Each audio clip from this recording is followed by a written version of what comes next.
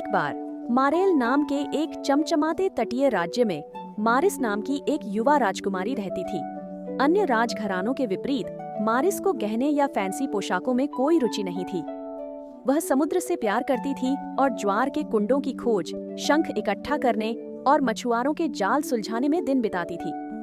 एक सुनहरी सुबह जब मारिस समुद्र तट पर टहल रही थी, उसने रेत में आधा दबा एक अजीब सीप देखा। वह ऐसे रंगों से चमक रहा था जो उसने पहले कभी नहीं देखे थे, जैसे एक भंवर में कैद इंद्रधनुष। जब उसने उसे कान से लगाया, एक मृदु आवाज ने कहा, मदद करो राजकुमारी मारिस, तुम्हारी दया का इनाम मिलेगा। चौंककर मारिस ने चारों ओर देखा, लेकिन समुद्र तट खाली था। रहस्य सुलझाने के लिए दृढ़ संकल्पित वह सीप को अपने महल ले आई। उस रात लालटेन की रोशनी में उसने पूछा, तुम कौन हो? तुम्हें क्या चाहिए? सीप ने जवाब दिया, मैं मेलोडी हूँ, एक पुराने शाप से फंसी जलपरी। मुझे मुक्त करने के लिए इस शंख को 3 चांदनी रातों से पहले जादुई मूंगे में रखना होगा। पर सावधान, यह यात्रा आपके साहस और दया की परीक्षा लेगी। मैरिस ने बिना हिचके कदम बढ़ाया। उसने झोले में खाना, कंपास और समुद्री नक्शों की किताब रखी। अगली सुबह वह छोटी नाव में निकली, चिंतित माता पिता को अलविदा कहती। पहले दिन भयंकर तूफान आया, लहरें नाव से टकराने लगीं। जब लगा कि समुद्र उसे निगल जाएगा, डॉल्फिन का झुंड आ गया। उन्होंने नाव को सुरक्षित जगह तक धकेला। धन्यवाद, मैरिस ने कहा, उन्हें टोकरी से मछलियां फेंकते हुए। वह नहीं जानती थी कि यह उसकी पहली परीक्षा थी।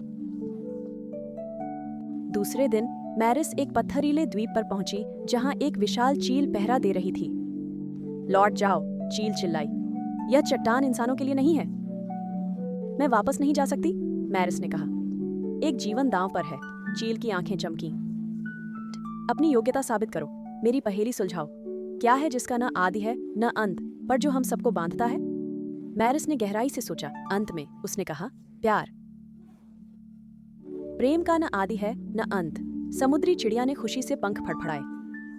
तुम जा सकती हो। तीसरे दिन मैरिस जादुई चट्टान पर पहुंची, जो मूंगे और मछलियों का एक रंगीन संसार था। पर जैसे ही वह केंद्र की ओर बढ़ी, एक छाया उभरी, एक समुद्री सांप। उसकी आंखें चमकीं और आवाज गरजी, मैं तुम्हें अपना घर क्यों बिगाड़ने दूं? मैरिस साहस से आगे बढ़ी। मैं सिर्फ दोस्त की मदद करना चाहती हूँ। अगर मुझे जाने दो तो मैं इस चट्टान और यहाँ रहने वालों की रक्षा का वादा करती हूँ। सांप ने उसे लंबे समय तक देखा, फिर सिर झुकाया। तुम्हारा दिल साफ है, जाओ। मैरिस ने चट्टान के दिल में सीप रखी और वह चमकने लगी। बुलबुले उठे और मेलोडी जल परी प्रकट हुई। उसकी चमकदार पूंछ तारों सी झिलमिलाती। तुमने मुझे मुक्त किया राजकुमारी, मेलोडी ने कहा।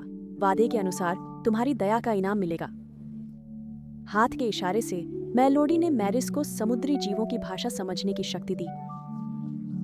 उस दिन से मैरिस समुद्र की संरक्षक बन गई, जो मनुष्यों और समुद्र के बीच सेतु बनकर पीढ़ियों तक सद्भाव बनाए रखेगी।